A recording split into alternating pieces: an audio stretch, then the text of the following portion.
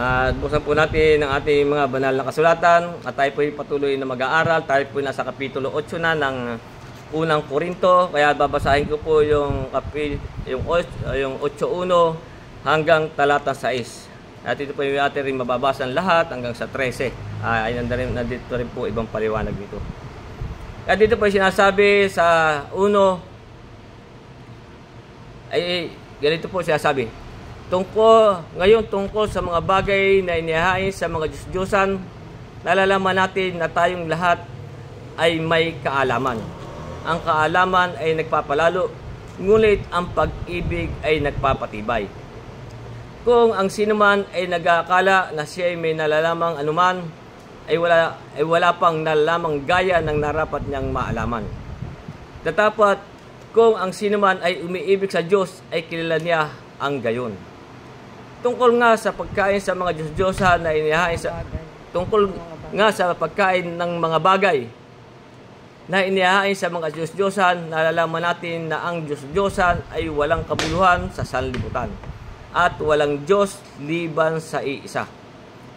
Sapagkat bagamat merong mga tinatawag na mga Diyos, maging sa langit o maging sa lupa, gaya ng may maraming mga Diyos at maraming mga Panginoon. Ngunit sa ganang atin ay may isang Diyos lamang, ang Ama. Nabuhat sa Kanya ang lahat ng mga bagay at tayo sa Kanya at isa lamang Panginoon, si Jesucristo. Nasa pamamagitan niya ang lahat ng mga bagay at tayo sa pamamagitan niya. Hanggang dyan po muna ang ating babasahin at ibabalik natin sa talatang 1. Kaya nga kung makikita natin sa talatang 1, ang sabi nga dito ay tungkol sa mga bagay na inihahain sa mga Diyos-Diyosan, nalalaman natin na tayong lahat ay may kaalaman. Ito pong sinasabing yung pong tayo pong lahat na sumasampalataya. Tayo pong mga kay Kristo. Sapagkat tayo po'y tinuruan niya sa mga kaalaman na ito. Na kaya nga ang sabi dito, ngayon tungkol sa mga bagay inihahain sa mga Diyos-Diyosan, nalaman natin na tayong lahat ay may kaalaman. Maging sa kina Pablo, yung sinasabi niya sa mga tiga-Korinto. At ang kaalaman ay nagpapalalo, ngunit ang pag-ibig ay nagpapatibay. Paano natin tayo na may kaalaman? Sapagkat ito'y sinabi sa atin po dito sa unang Korinto, kung ano po itong sa mga Diyos-Diyosan. Sa unang Korinto 10, sa talatang 19, na ito po ang ating nalalaman tungkol sa mga Diyos-Diyosan.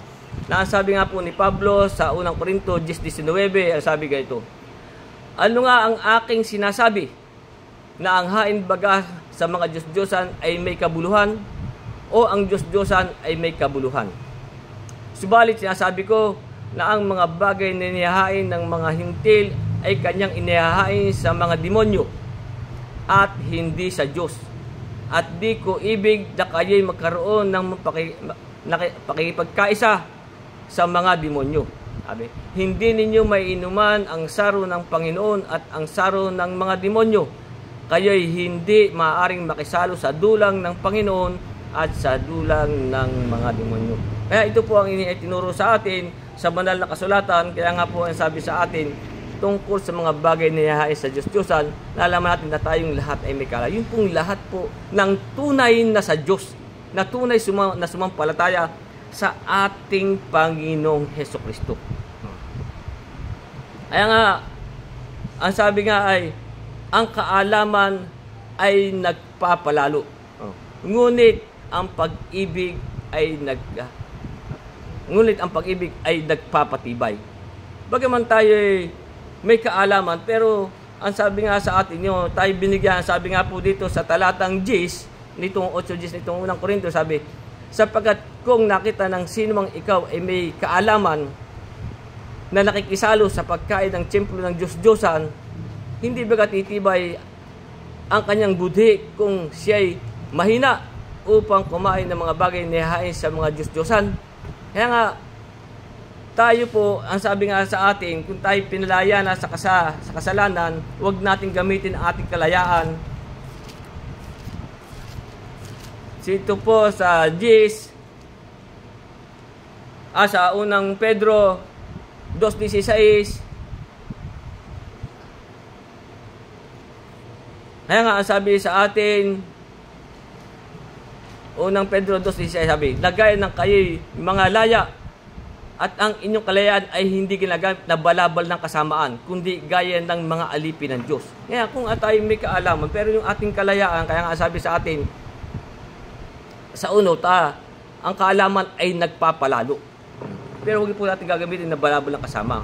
Kaya kung tayo may kaalaman at tayo po ay nakikisalo sa mga pagkain at templo ng Diyos-Diyosan, katulad nga po na sinabi sa Gis, sabi, hindi bagat itibay ang kanyang budhi kung siya ay mahina upang kumain ng mga bagay na ihahain sa Diyos-Diyosan. Kaya kung tayo makita ng ating kapatid, ang sabi nga sa atin, ay ngunit ang pag-ibig ay nagpapatibay. Kung tayo po'y may pag-ibig sa Diyos, ay tayo po'y patitibayin. Ano po ang sabi sa atin kung tayo may pag-ibig sa Diyos? Sapagkat ang sabi nga po sa atin dito sa unang Juan, kung tayo may pag-ibig sa Diyos, ay tutuparin natin ang kanyang mga utos. Yan po ba mga inyahay sa Diyos? Yan po noon pa'y sinasabi na yan. Maging sa matandang tipan. Pero kung tayo may pag-ibig sa Diyos, ay tayo po'y tutupad ng kanyang mga utos. Kaya nga po nasabi sa atin, ngunit ang pag-ibig ay nagpapatibay. Kung tayo may pag-ibig sa Diyos, tayo po, yan po ang magpapatibay sa atin. Kaya nga sabi sa unang Juan 5:3, sapagkat ito ang pag-ibig sa Diyos, na ating tuparin ang kanyang mga utos, at ang kanyang mga utos ay hindi mabibigat. Kaya nga, kung tukol nga po dyan sa pagkain sa Diyos, hindi na po tayo nararapat na tayo ay nakikisalo o kaya sapagat nga po sa atin, hindi natin may inuman ang saro ng Panginoon at ang sa demonyo. Yung nga po yung binasa natin kanina sa Gis 21 ng unang Korinto, sabi, hindi ninyo may inuman ang saro ng Panginoon at ang saro ng demonyo. Kaya hindi maaring makisalo sa dulang ng Panginoon at sa dulang ng mga demonyo. Kaya nga po tayo pinag-iingat diyan tungkol nga po diyan sa mga inihahain sa mga Diyos-Diyosan. Kaya nga, kung tayo po may pag-ibig sa Diyos, ay atin tutuparin ang kanyang mga utos. Kaya nga, ayun sabi sa atin ng ating Panginoon sa Kristo sa Juan 14:15, kung ako'y inyong iniibig, ay tutuparin ninyo ang aking mga utos. Ay utos po sa atin. Yung nga pong pagsamba diyan, yung gagawa ng mga larawang ina nyo, tayo nga po'y pinaiiwas diyan. Ay pang tayo ay makisalo sa mga inihahain sa Diyos-Diyosan. Hindi po tayo nararapat, kaya nga sabi sa atin, tungkol sa mga bagay na inihahain sa mga Diyos-Diyosan, naalalaman natin na tayong lahat ay may kaalaman. Tayo po'y tinuruan na diyan. Pero yung pong pag-ibig natin sa Diyos, yun po ang magpapatibay sa atin na tayo po'y tutupad ng kanyang mga utos. Kaya nga ang sabi sa atin sa Galatia 5:6, ang sabi, sapagat kay Kristo, kahit ang pagtutuli walang kabuluhan, kahit ang di pagtutuli, kundi ang pananampalataya na gumagawa sa pamamagitan ng pag-ibig. Dapat yung ating pananampalataya, yung gumagawa sa pamamagitan ng ating pag-ibig. Kaya kung paano natin siya iniibig, tutuparin natin ang kanyang mga utos. Bakit yan po ang sa atin ay magpapatibay. Kaya sa talatang 2, kaya nga sabi dito, kung ang sino may nag-aakala na siya may nalalamang anuman, ay wala pang nalalamang gaya ng narapat niyang maalaman. Yun po iba kasi mga nagdudunong-dunungan na sila may naaalamang anuman tungkol nga po dyan sa mga Diyos-Diyosan. Kaya nga sabi, kung ang sino may nag-aakala na siya nalalamang anuman, ay wala pang nalalamang gaya ng narapat niyang maalaman. Katulad nga po, marami tayong nakikita dyan, sasabihin na sila yung mga nangunguna sa mga isang sekta, relihiyon, may mga hawak pang Bible. Pero pagdating po sa mga ganyang inihahain sa Diyos-Diyosan, makikita natin, sila yung nakikisalo rin. Na bagay na hindi natin sa atin ay hindi na po nararapat na tayo makisalo pa sa mga ganyang mga bagay. Kaya nga, sabi nga dito sa talatang 7 nitong ating pinag-aaralan, sa 8:7 nitong unang Korinto, sabi, gayunmay wala sa lahat ng tao ang kaalamang iyan. Wala po sa lahat ng tao, pero sa ating mga nagsisampalataya at tayo tinuruan kay Kristo, kaya nga sabi sa atin ay tungkol sa mga bagay na iniayos sa mga Diyos-Diyosan, nalalaman natin na tayong lahat ay may kaalaman. Pero yung nga pong sa 2, sabi, kung ang sino may nag-aakala na siya may nalalamang anuman, ay wala pang nalalamang gaya ng narapat niyang maalaman. Kaya ulitin ko yung 8:7, kaya nga sabi dito, gayunmay wala sa lahat ng tao ang kaalaman. Wala po sa lahat ng tao ang kaalaman yan. Ito po doon lang sa mga tinuruan kay Kristo. Kaya nga sabi, gayunmay wala sa lahat ng tao ang kaalaman yan, kundi ang ilan na hanggang ngayon ay namimihasa sa Diyos-Diyosan, ay kumakain na parang isang bagay na sa Diyos-Diyosan, at ang kanilang budhi, palibhasa'y mahina, ay nangahahawa. Kaya nga ako ngayon nagtataka doon sa ibang mga nangangaral ng banal na kasulatan, pag nakita ko, inimbitahan sa mga piyestahan, sa mga ganyang mga okasyon na katulad itong mga mahal na araw, nandoon din sila.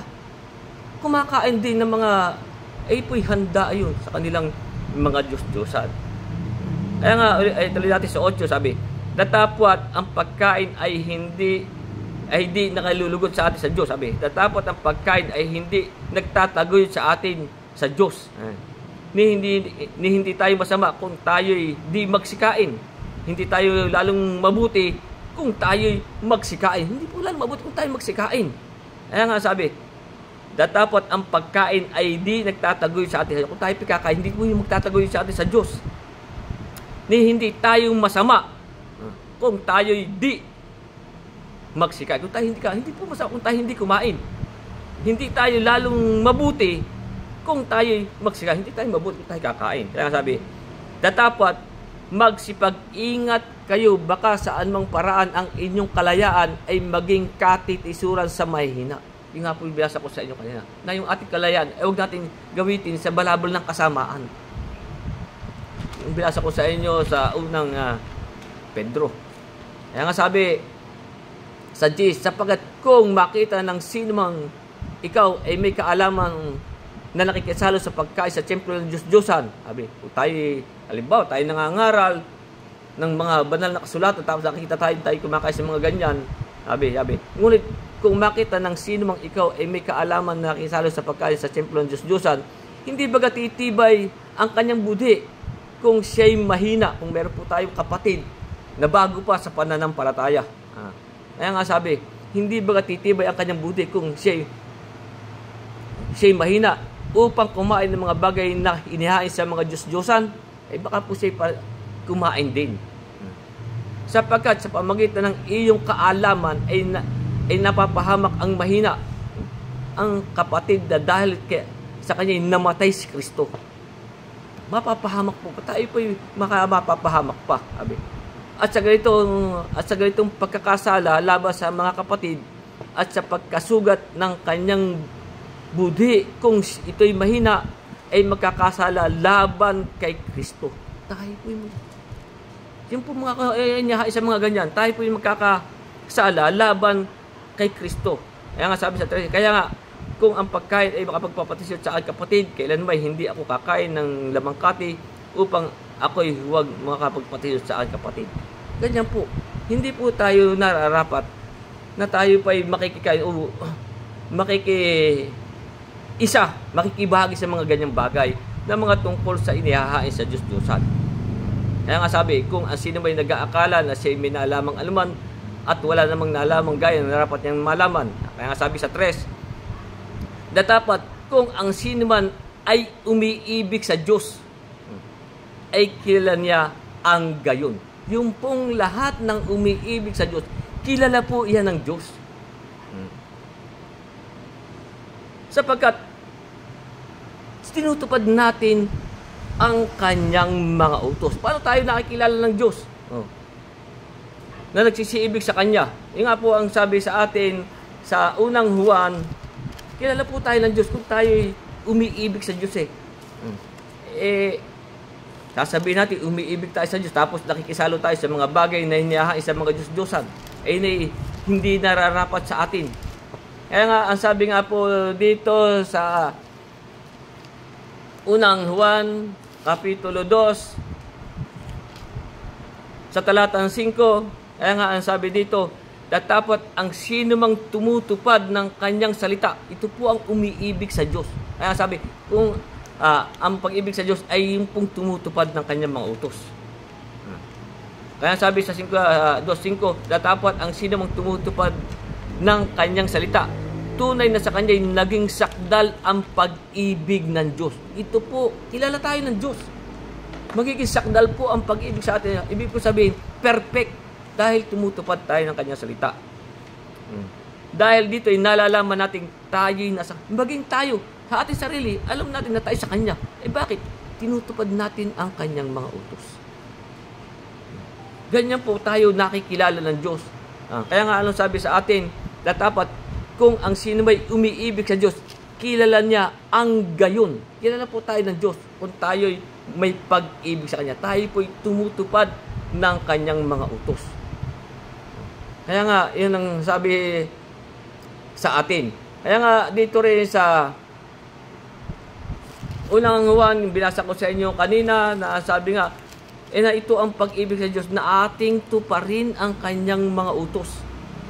Sapagkat ito ang pag-ibig sa Diyos, na ating tuparin ang Kanyang mga utos, ang Kanyang mga utos ay hindi mabibigat. Hindi po mabigat yun na tayo hindi kumain ng mga bagay na inihahandog sa Diyos-Diyosan. Kaya kilala tayo ng Diyos eh. Sapagkat tumutubad tayo ng kanyang mga utos. At dito rin sa unang Juan 3:24, kaya nga ang sabi nga dito ni Juan, at ang tumutupad ng kanyang mga utos ay ninanahan sa kanya. Yung po ang tunay na ninanahan sa Diyos. Yung po yung tumutupad ng kanyang mga utos. At siya ay sa kanya. At dito ay nakikilala natin na siya'y nananahan sa atin. Doon po natin nalalaman na siya'y nananahan sa atin kung tayo tumutupad ng kanyang mga utos. Sa pamamagitan ng Espiritu na kanyang ibinigay sa atin. Sapagkat tayo po'y tinatakan ng Espiritu Santo na ipinangako. Kaya nga, merong talata na ang Espiritu Santo ibinibigay lang doon sa mga nagsisitalima sa Kanya. Kaya tayo po'y kilala ng Diyos. Yung pong lahat ng sa Kanya ay nagsisiibig. Kaya nga, yung sinasabi nga ng iba, kaya nga sabi, hindi lahat ng tumatawa, nagsasabi sa akin, Panginoon, Panginoon, ay papasok sa karayaan ng langit. Kundi, ilang po gumagawa ng Kanyang kalooban. Sabihin natin, may pag-ibig tayo sa Diyos, hindi naman tayo tumutupad ng kanyang mga utos. Kaya nga, ang sabi nga po dito sa Juan, Kapitulo 10,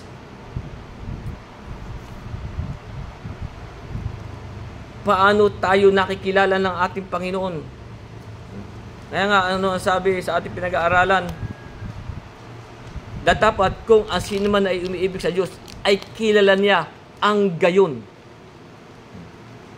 Kaya nga, sabi sa atin sa Juan 10:27 ay ganito, dinirinig ng aking mga tupa ang aking tinig. Yun po yung dumirinig ng kanyang tinig. Sila'y aking nakikilala. Kaya po tayo kilala ng Diyos. Paano tayo nakikilala? At sila'y nagsisisunod sa akin. Tumatalima. Sabi natin, tayo may pag-ibig sa Diyos. Tapos hindi naman tayo tumutupad ng kanyang mga utos. Ginagawa natin sinungaling ang ating sarili. At dito rin sa 8:47 nitong Juan, kaya nga sinasabi dito ng ating Preso Kristo, ang sa Diyos ay nakikinig ng salita ng Diyos. Dapat yun po ang ating pakikinggan. Tayo po'y tutupad. Sabi. Dahil dito ay hindi nyo dinirinig sapagkat kayo'y hindi sa Diyos. Kaya pong mga hindi tumirinig at hindi tayo tumutupad, hindi po sa Diyos yan. Sinasabi na sa atin. Kaya nga, ano sabi, ang sa Diyos ay nakikinig ng salita ng Diyos dahil dito hindi ninyo dinirinig. Sapagkat kayo'y hindi sa Diyos. Hindi yan sa Diyos. Ayaw naman pakinggan, sasabihin sila sa Diyos. Yung lang salita ng ating Panginoon Kristo, ay minsan sinusumang pa nila. Pabubulaan ng panila. At ayaw nilang tanggapin ang salita ng ating Panginoong Kristo. Kaya nga, sabi niya sa Lucas 7,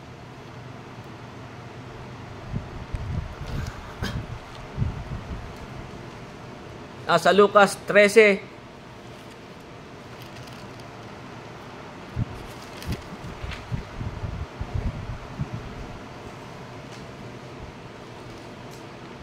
kaya nga sa atin, sabi ito yung binasa ko na rin na nakaraan, kaya nga may nagsabi sa kanya, may isang nagsabi sa kanya, Panginoon, kakaunti baga ang maliligtas? At sinabi niya sa kanila, magpilit kayong magsipasok sa pintuang makipot, sapagkat sinasabi ko sa inyo na marami ang magsisikap pumasok, hindi mangyayari. Hindi po dumirinig ng salita ng Diyos. Yung po mga baga mo sinasabi lang, sila may pag-ibig sa Diyos. Hindi po mangyayari. Sapagkat, ang sabi nga din dito sa Lucas 6,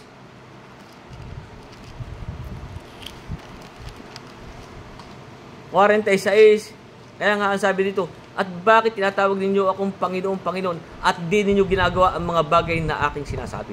Hindi po na ginagawa ang mga bagay na sinasabi. Hindi po tumutupad sa utos ng Diyos. Kaya tayo kilala ng Diyos Kaya nga ituloy natin yung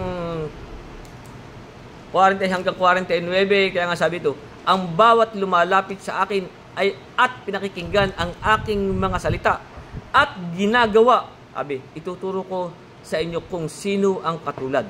Siya ay tulad ng isang taong nagtayo ng bahay na humukay at na pinakalalim at ilagay ang patibayan sa bato, at nang dumating ang isang baha ay hinampas ng agos ang bahay na yaon at hindi nakilos sapagkat nakatirik na mabuti. Datapat ang dumirinig at hindi ginagawa. Yan ang mabigat. Dinirinig ang salita pero hindi naman ginagawa. Datapat ang dumirinig at hindi ginagawa ay tulad sa isang tao na nagtayo ng bahay sa lupa na walang patibayan laban sa yaon ay hinampas ng agos at pagdakay nagiba at malaki ang naging kasiraan ng bahay na yaon. Kaya tayo pikilala ng Diyos. Dinirig mo nga ay hindi ka naman. Kaya nga sabi, at bakit mo ko tinatawag ng Panginoon, Panginoon, hindi naman ginagawa ang mga bagay na aking sinasabi. Kaya tayo po'y kilala po tayo ng Diyos. Kaya nga yung pong lahat ng umiibig sa Kanya, tayo po'y kilala. Nasabi pa rin po dito sa Mateo Kapitulo 7,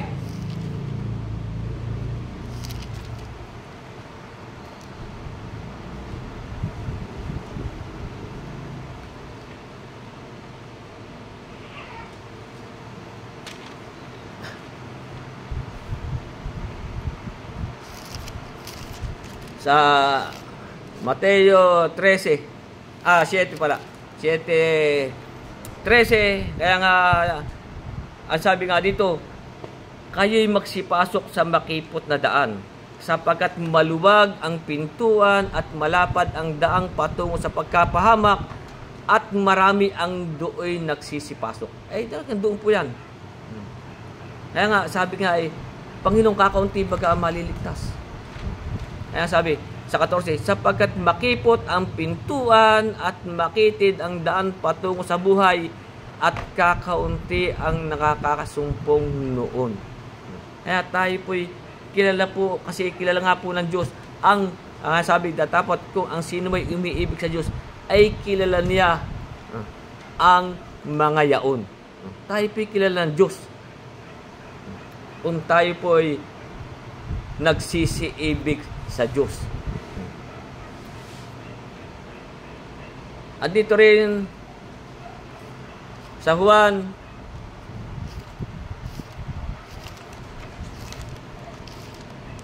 Kapitulo 5,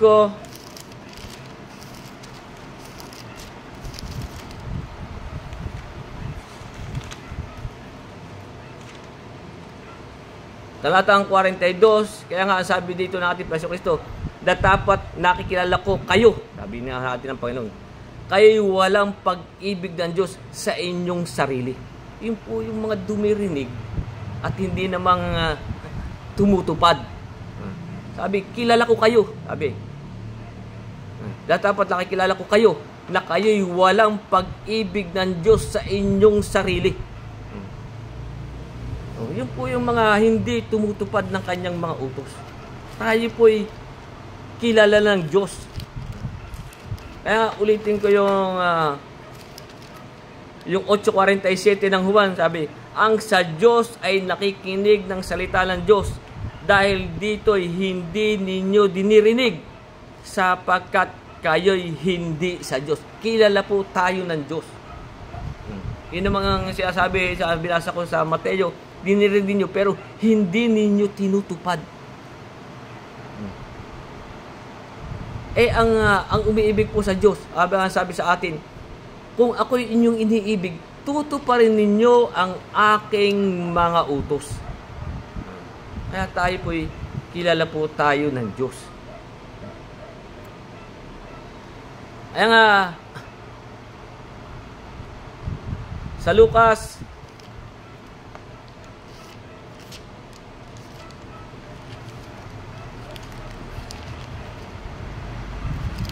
Kapitulo 13,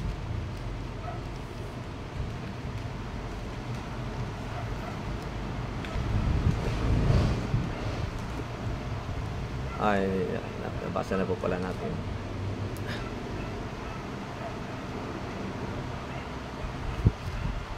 Kaya dadalwa lang po ang turo sa atin dito.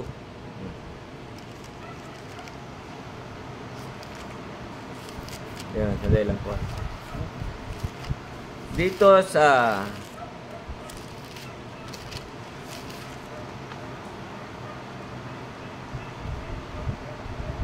dito po sa ikalawang Juan, talatang 9, kaya nga po ang sabi sa atin dito, ang sinumang nagpapatuloy at hindi nananahan sa aral ni Kristo, kung tayo po hindi nananahan sa aral ni Kristo, ay hindi kinaroroonan ng Diyos. Ang nananahan sa aral ay kinaroroonan ng Ama, gayon din ng Anak. Kaya tayo po, kilala po tayo ng Diyos. Kung tayo'y nananahan sa aral ng ating Panginoong Hesukristo. Kaya, kung tayo po iibig, ay tutuparin po natin ang kanyang mga utos. Kilala po tayo ng Diyos. Yung pong mga hindi tumutupad ng kanyang mga salita.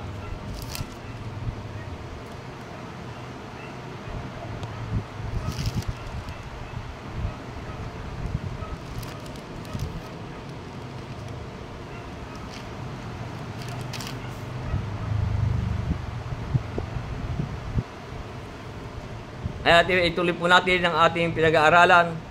Sabi sa atin, dapat kung ang sino ay umiibig sa Diyos, ay kilala niya ang gayon. Ayan, sabi sa 4, tungkol nga sa pagkain ng mga bagay nihain sa mga Diyos-Diyosan, nalalaman natin na ang Diyos-Diyosan ay walang kabuluhan sa sanlibutan. Alam po naman natin, tayo pong mga tinuruan sa Kanya. Sabi, tungkol sa pagkain sa mga bagay nihain sa mga Diyos-Diyosan, nalalaman natin na ang Diyos-Diyosan ay walang kabuluhan sa sanlibutan at walang Diyos liban sa iisa. Yung nga po sinabi na nga po sa 10 utos yung tungkol nga po sa Diyos-Diyosan noon pa'y iniaral na yan Kaya nga kung makikita natin sa Exodo 20,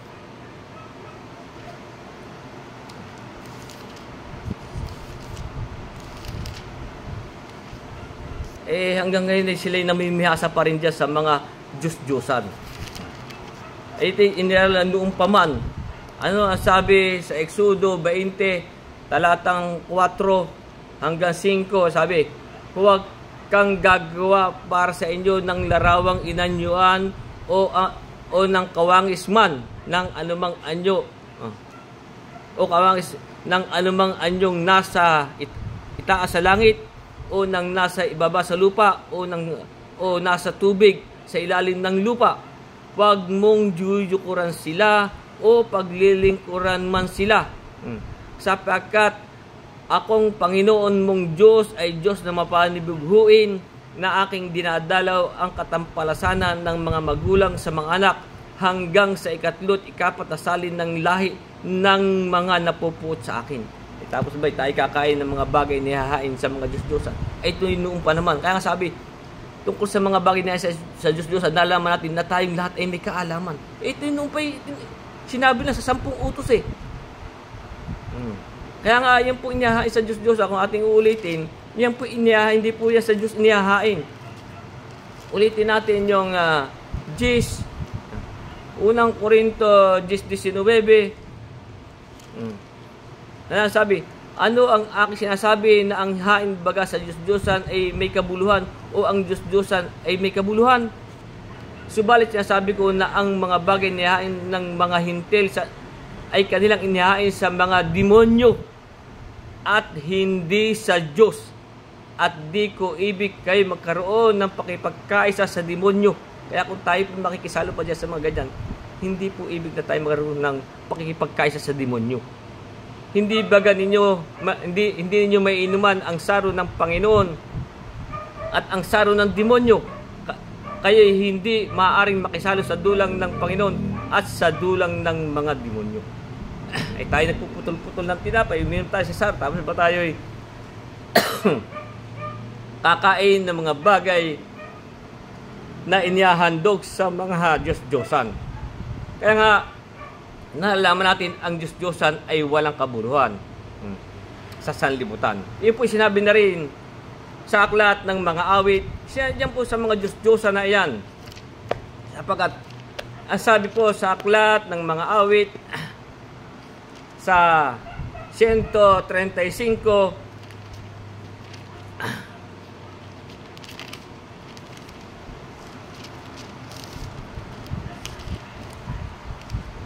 tungkol nga dyan sa kanilang mga Diyos-Diyosan na iyan, na ang sabi nga sa simulan natin sa 15, ang sabi ay ganito, 135 talatang 15 sa aklat ng mga awit, sabi, ang mga Diyos-Diyosan ng mga bansa ay pilak at ginto. Yan ba isalaan ng mga bansa? Ang Diyos-Diyosan ng mga bansa ay pilak at ginto na gawa ng mga kamay ng mga tao. Sila'y may mga bibig, ngunit hindi sila nagsasalita. May mga mata, mayroon sila, ngunit hindi nakakakita. Sila'y may mga tainga, ngunit hindi sila nakakarinig. At wala nang anumang hinga sa kanilang mga bibig. Sila'y nagsisigaw sa kanila na naging gaya nila, o bawat tumitiwala sa kanila, magiging gaya po nila. Kaya nga, kaya nga sinasabi ito, ang Diyos-Diyosan ay walang kabuluhan sa sanlibutan.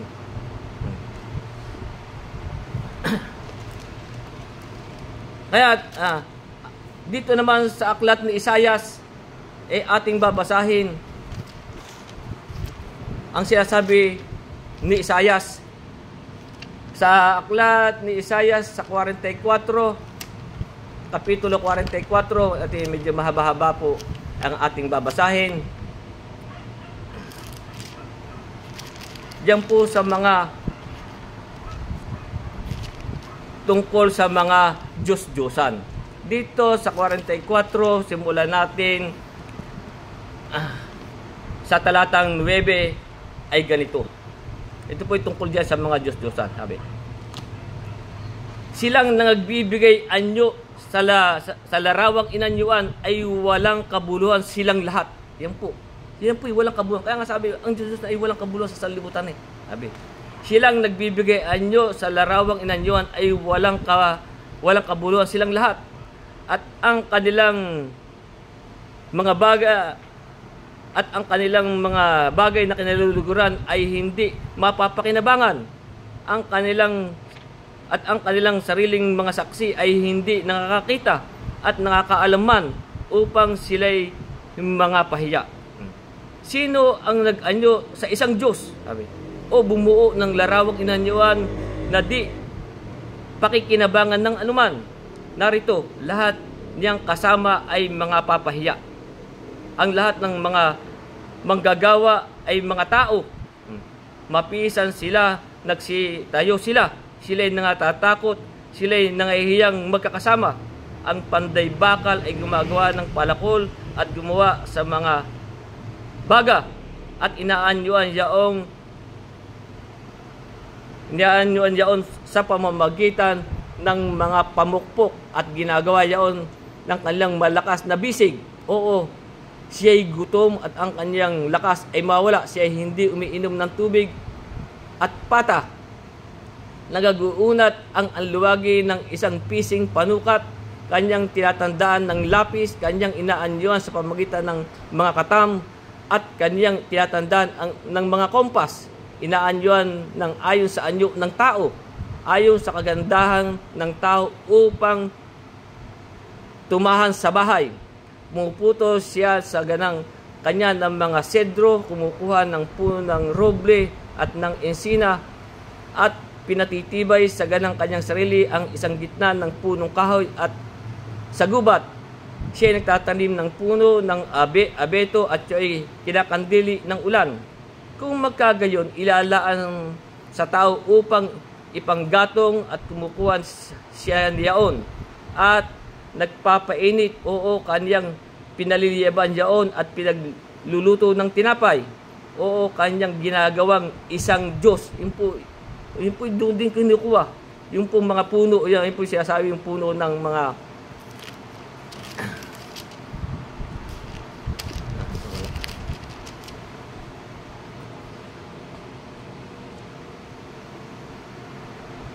yung mga puno ng roble at ensina. Kaya sabi, kung ilalaan sa tao upang ipanggatong, kumukuha niyaon at pinagpapainit, o kanyang pinaliliyaban yaon at pinagluluto ng tinapay, oo, kanyang ginagawang isang Diyos at sinasamba.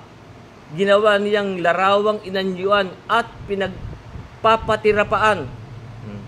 Kanyang igagatong ang bahagi niyaon sa apoy. Yung po yung mga pinagtabasa, yung po mga kawan. Kaya igagatong ang bahagi niya sa apoy at ang bahagi ay kinakain niya ng karne. Siya ay nag-iihaw ng iihawin at nabubusog. Oo, siya ay nagpapainit, nagsasabi, aha, ako'y nainitan, ang aking nakikita ang apoy. Ang labis niyaon ay ginagawa niyang Diyos. Sa mga bagay, kanyang larawang inanyuan, kanyang pinagpapatirapaan at sinasamba at dinadalanginan at sinasabi, iligtas mo ako sapagkat ikaw ay aking Diyos. Ganyan po kakuha ng mga tao. Hindi po sinabi na rin ni Pablo. Kaya sabi sa 18, hindi sila nakakaalam. Oo, nagsisigurita man sapagkat ipinikit niya ang kanilang mga mata upang siya'y huwag makakita at ang kanilang mga puso upang huwag silang mga kaunawa. Ganyan po ang mga tao. Gagawa ng mga larawang inanyuan, kaya nga sabi, ipinikit niya ang kanilang mga mata upang sila'y huwag mga kakita at ang kanilang mga puso upang huwag silang mga kaunawa. Wala, doon sila Yan po ang ipinamana sa kanila ng kanilang mga magulang. Yan pong mga ganyang bagay. Sapagkat noong paman ay sinabi dito sa aklat ng mga gawa, ang panahon ng kahangalan ay pinalipas na nga ng Diyos. Hanggang ngayon nadudong pa rin sila. Ngayon nga po, ang sabi sa aklat ng mga gawa, Kapitulo 17, marami pa rin ang doon sila. Dito sa gawa, Kapitulo 17, talatang 29, ang sabi nga ay ganito, yamang tayo ngay lahi ng Diyos ay hindi narapat nating isipin na ang pagka-Diyos ay katulad ng ginto o pilak o ng bato na inukit ng kabiasnan at katalinuhan ng tao. Sabi, ang mga panahon ng kahangalan ay pinalipas na nga ng Diyos. Hanggang ngayon, nandun pa rin sila. Mga kahangalan ay pinalipas na nga ng Diyos. Sabi, ang panahon ng kahangalan ay pinalipas na nga ng Diyos. Dapat ngayon, pinag-uutos niya sa mga tao na mangagsisi sila sa lahat ng dako. Hanggang ngayon, yung po ang pinamana sa kanila ng kanilang mga magulang. Meron tayong marinig dyan, kung saan namatay ang aking magulang, doon ako. Sige.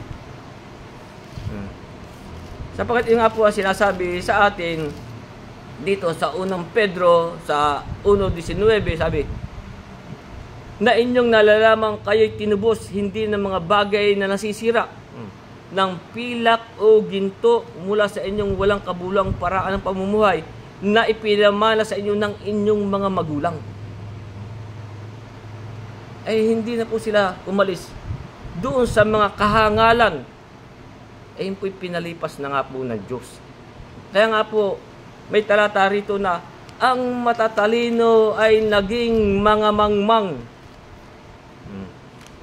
Nakita po naman natin kung gaano katatalino yung iba. Pero nandun pa rin po nananatili sa mga Diyos-Diyosan.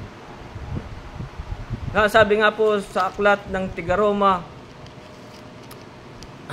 sa Kapitulo 1, talatang 22, na sabi nga, ang marurunong ay naging mga mangmang.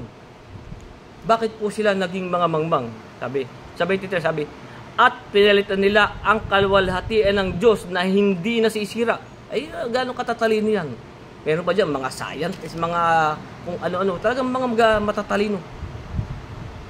Kaya nga sabi, ang marurunong ay naging mga mangmang at pinalitan nila na ang kaluwalhatian ng Diyos na hindi nasisira, ng isang katulad ng larawan ng tao na nasisira, ng mga ibon at ng mga hayop at may 4 na pa at mga nagsisigapang.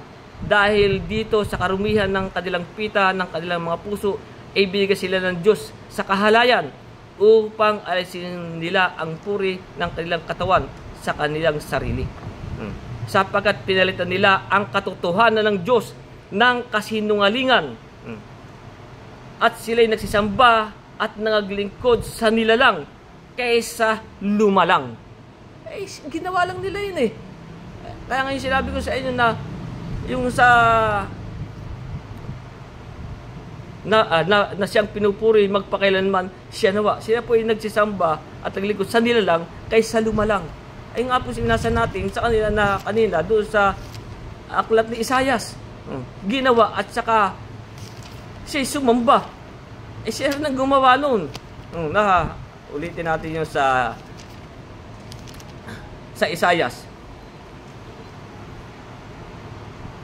Doon sa 44:17 sabi, at ang labis niya on ay ginawa niyang Diyos sa mga katuwid bagay sa kanyang larawang inanyuan, kanyang pinagpapatirapaan at sinasamba at dinadalanginan at nagsasabi, iligtas mo ako sapagkat ikaw ay aking Diyos. Ikaw gumawa niyan Kaya nga yung sinasabi sa atin sa 1:25 ng Roma, sabi, sapagkat pinalitan niya ang katotohanan ng Diyos ng kasinungalingan, sila'y nagsisamba at naglingkod sa nilalang kaysa lumalang. Ikaw gumawa noon At saka po sasabihin, iligtas mo ako. Siya na nga gumawa noon. Kaya ganyan po ang sinasabi. Yan pong kahangalan ay pinalipas na nga ng Diyos.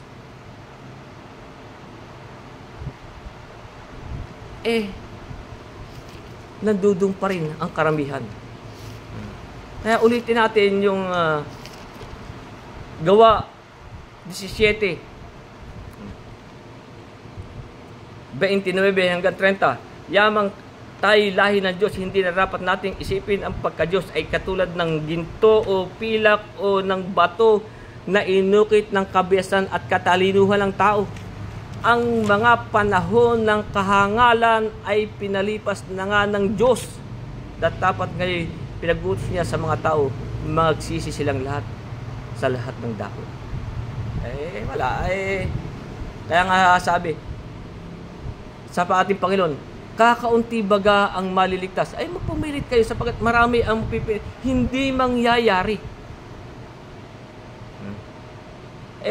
Nandoon pa rin sila sa mga kahangalan. Kaya nga, kung sila'y makarinig yan, sabi nga dito sa ating pinag-aralan, dito sa unang Korinto 1:18, sapagkat ang salita ng krus ay kamangmangan sa kanila na nangapapahamak.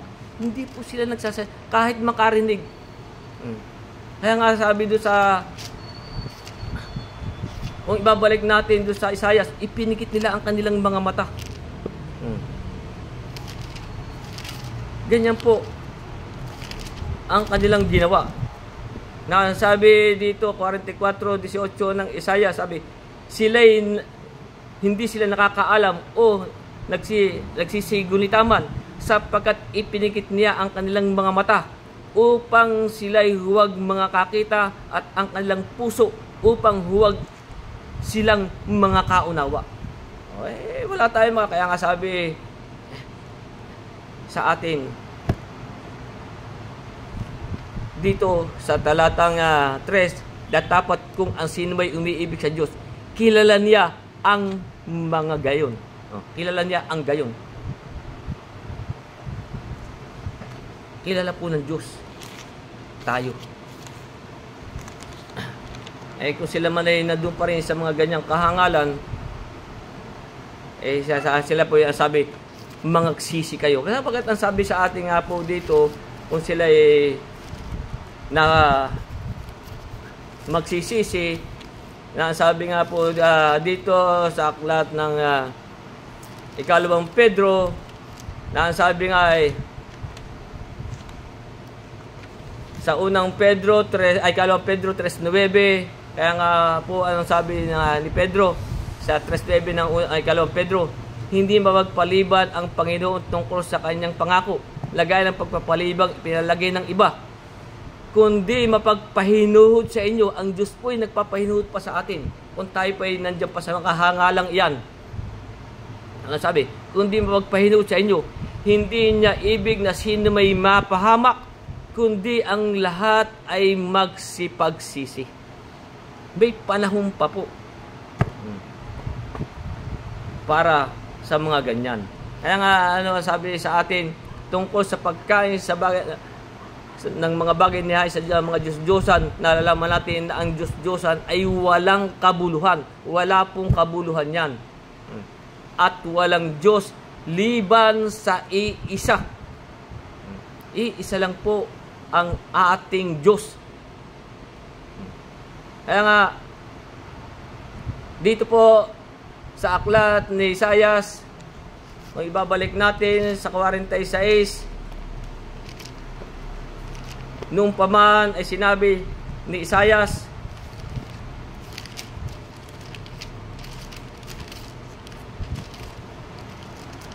sa talatang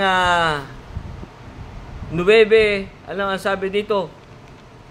46:9 ng Isaias, inyong alalahanin ang mga dating bagay ng una, sapagkat ako'y Diyos, sabi, walang iba liban sa akin, ako'y Diyos, walang gaya ko.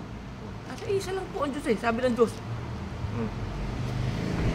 Sapagkat ako'y Diyos, walang iba liban sa akin. Ako'y Diyos, walang gaya ko. At dito sa 45 ng Isaias, sa talatang 5, kaya nga ang sabi dito, ako ang Panginoon, sabi ng Panginoon, walang iba liban sa akin, ay walang Diyos. Aking bibikisan ka at bagaman hindi mo ako nakikilala. Sa 6,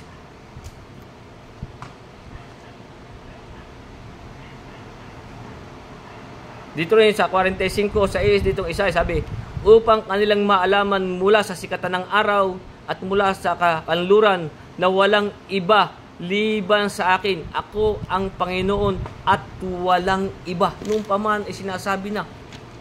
Kaya nga sa atin, meron lang tayong isang Diyos.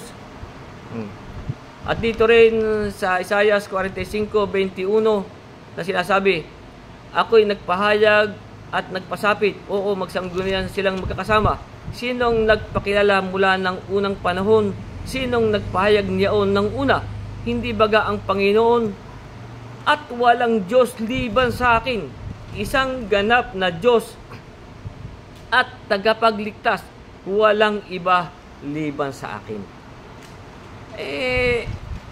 Ang kahirapan nga po sa kanila ay hindi po sila nagsasaliksik ng banal na kasulatan. Sa aklat po ng mga awit, sa 86, sa talatang 10, kaya nga anong sabi dito? Sapagkat ikaw ay dakila at gumawa ng kagilagilas na mga bagay, ikaw na mag-isa ang Diyos. Kaya nga sabi sa atin ikaw na mag-isa ang Diyos. Walang Diyos liban sa iisa.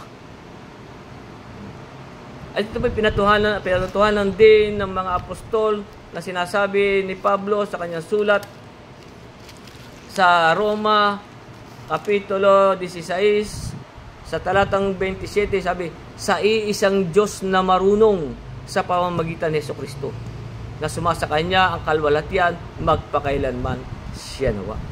Ako nga nalulungkot doon sa ibang naririnig pinagtitigasan pa, dalawa po sila. Ay sige.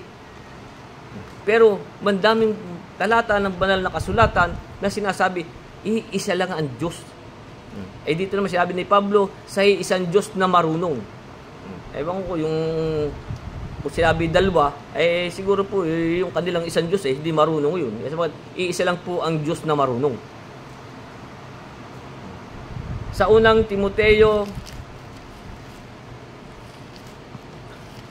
1:17, kaya dito po yung sinasabi din ni Pablo kay Timoteo,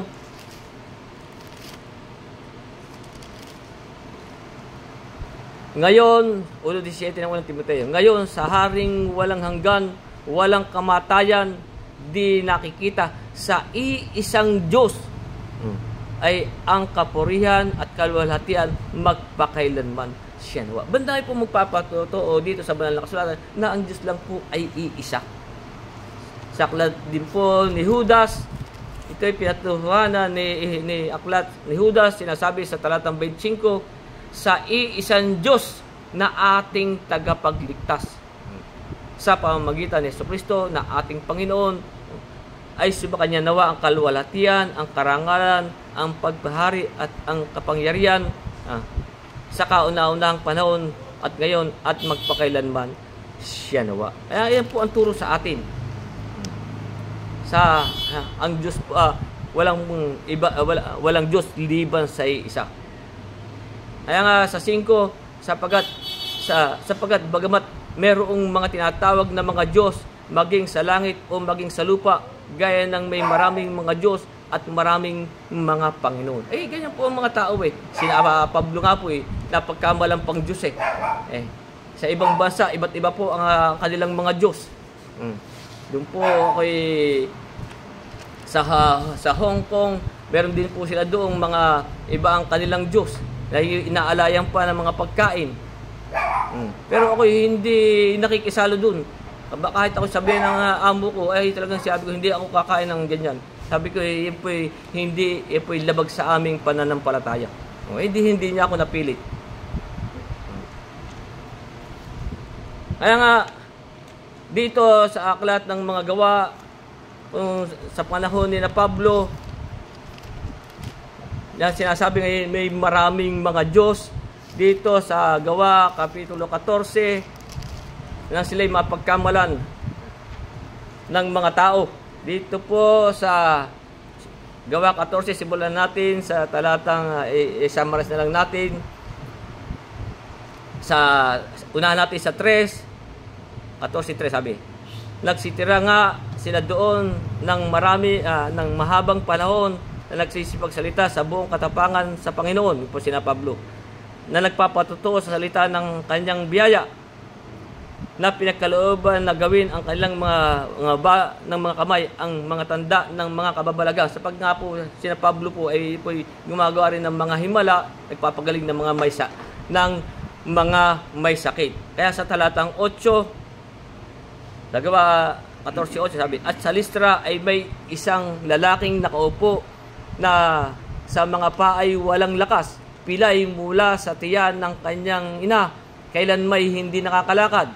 Narinig nitong nagsasalita si Pablo nang titigan ni Pablo at nakitang may pananampalataya upang mapagaling. At nagsabi ng malakas na tinig, magtindig kang matuwid sa iyong paa, at siya'y lumukso at lumakad. Ganun po ginagawa ni Pablo ng mga himala at parang nagpapagaling na may sakit. Kaya nga sa 11 sabi, at nang makita ng karamihan ang ginawa ni Pablo ay nagsigawan sila na sinasabi sa wikang likayo non niya. Mahirap bigkasin.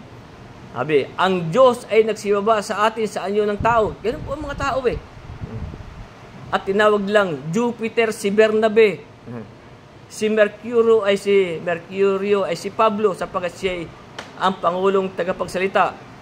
At ang mga saserdote ni Jupiter na ang kanyang templo ay nasa harap ng bayan ay nagdala ng mga bakat, mga putong na bulaklak sa mga pintuan, daan, ay ibig maghaing kasama ng mga karamihan. Ganun pong ginawa ng mga tao kay Pablo at Bernabe.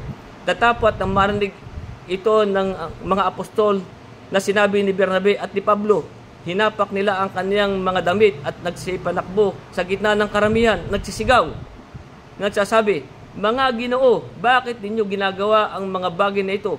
Kami mga tao ring may karamdamang gaya ninyo na nagdadala ng mabubuting balita sa inyo upang mula sa mga bagay na inyong walang kabuluhan ay magsibalik kayo sa Diyos na buhay. Ganyan nga po mga tao Pati si Jupiter, pati si Mercurio. Kaya nga naggumawa ng langit at ng lupa at dagat at ng lahat ng mga yaon.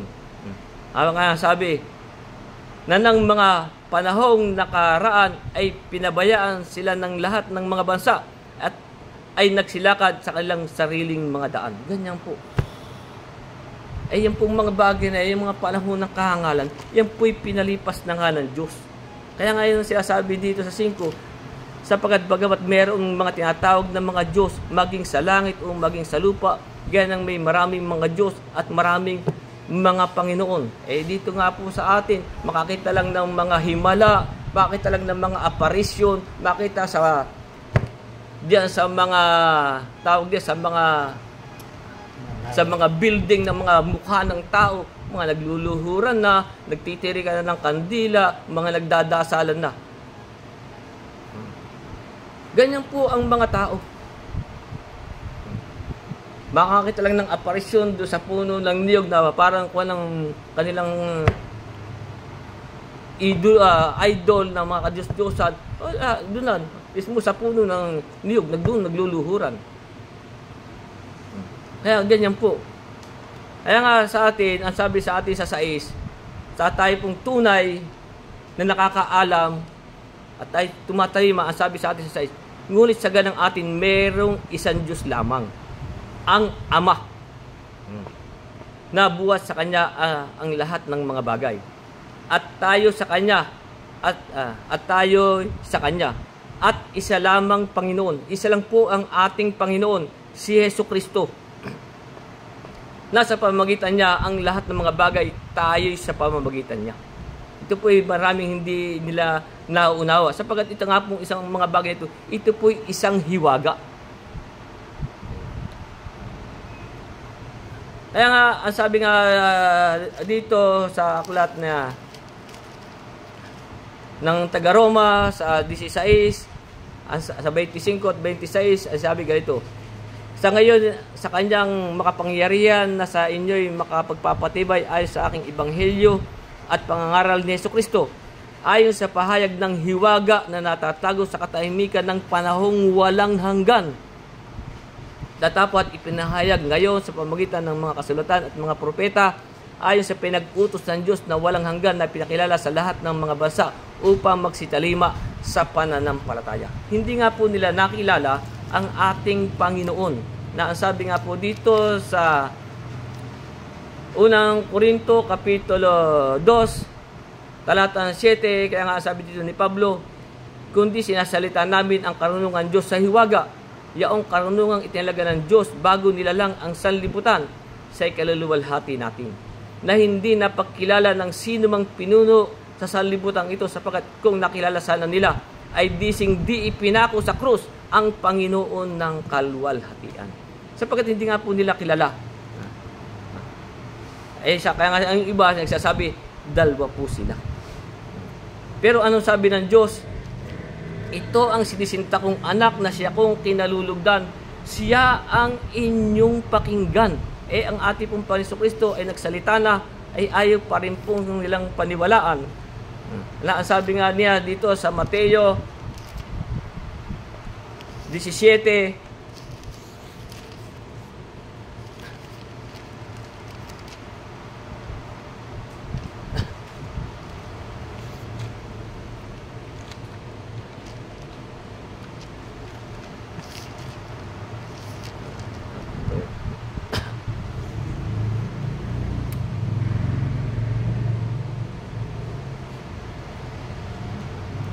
sa 17. Hindi po ba? Yung nga po yung sinabi niya sa 17:5 sa bandang huli, na sinasabi, ito ang sinisinta kong anak, na siya kong kinalugdan, siya ang inyong pakinggan. Pinakinggan po ba nila ang ating Panginoong Hesukristo? Nasabi nga po ng ating Panginoong Hesukristo sa aklat ni Juan, sa 17:3, sabi ng ating Panginoon Kristo, at ito ang buhay na walang hanggan, na ikaw ay makilala nila na iisang Diyos na tunay. Ano po sabi ng ating Panginoon Kristo sa bandang huli? Ito po hindi period, ito po quit. Kaya po continuous po ang salita doon. Sabi, ito ang buhay na walang hanggan, na ikaw ay makilala nila na isang Diyos na tunay, at siyang iyong sinugo sa makatuwid bagay, si Hesukristo. Ito po hindi rin nila matanggap Kaya nga po, ano ang sabi niya sa Juan 10:30? Ako at ang Ama ay iisa. Sa 10:30. Ito po hindi nila matanggap. Ako at ang Ama ay iisa. At dito rin sa Juan 14, bilisan na lang po natin, na ang sabi nga dito sa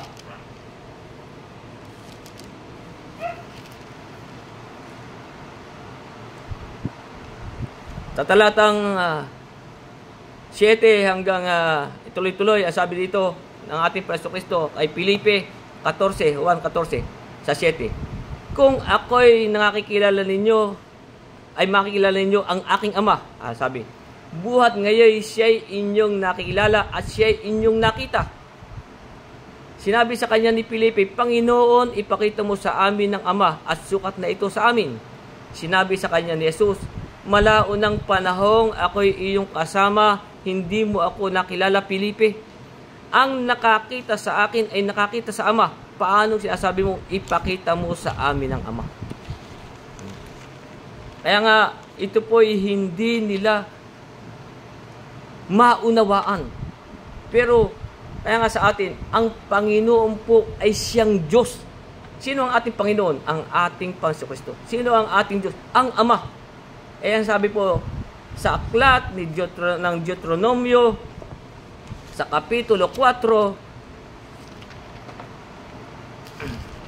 dapat ito'y kanilang nauunawa. Sa kapitulo 4, talatang 39, kaya nga ano ang sabi dito, talastasin mo nga sa araw na ito at isa puso mo na ang Panginoon ay siyang Diyos. Sino ang ating Panginoon? Si Hesukristo. Sino ang ating Diyos? Ang Ama. Ayan sabi dito, talastasin mo nga sa araw na ito at isa puso mo na ang Panginoon ay siyang Diyos sa itaas sa langit, sa ibaba sa lupa, wala nang iba pa. Hindi pa rin ito nila maunawaan. At dito sa 35, sa 4:35, nito ring Deuteronomio, kaya nga sabi dito, sa iyo ipinakita ito upang iyong makilala na ang Panginoon ay siyang Diyos. wala nang iba liban sa Kanya. Kaya nga sabi ng ating Panginoon Kristo, ako at ang Ama ay iisa. Ang sabi ng Diyos kaya sa ating Panginoon Kristo, ito ang sinisinta kong anak na siya kong kinalulugdan. Siya ang inyong pakinggan. Hindi rin nila matanggap ang mga ganitong mga salita ng banal na kasulatan. Kaya sa aklat po ng mga hari, dito po may sinasabi sa unang hari,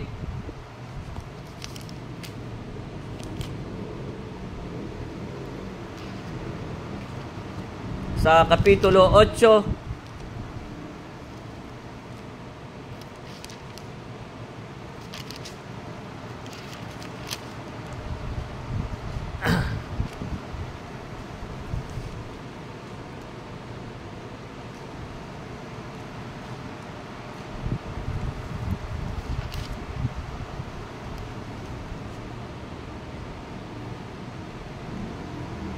sa talatang 60, kaya nga sinasabi po dito, upang maalaman ng lahat ng bayan sa lupa na ang Panginoon ay siyang Diyos, walang iba. Kaya nga po sa ganang atin, ano ang sabi sa atin sa 6? Ngunit sa ganang atin may isang Diyos lamang, ang Ama. Nasa buhat sa Kanya ang lahat ng mga bagay, tayo'y sa Kanya, at isa lamang Panginoon, si Jesucristo, sa pamamagitan niya ang lahat ng mga bagay at tayo sa pamamagitan niya. Kaya nga po sabi sa atin, ang Panginoon ay siyang Diyos. Kaya wala nang iba pa. Marami pa po tayo sanang pero mahaba na po itong ating talakay. Sa susunod natin pong mga pag-aaral ay ating pong tatalakay. Kaya hanggang dyan po muna ang ating pag-aaral.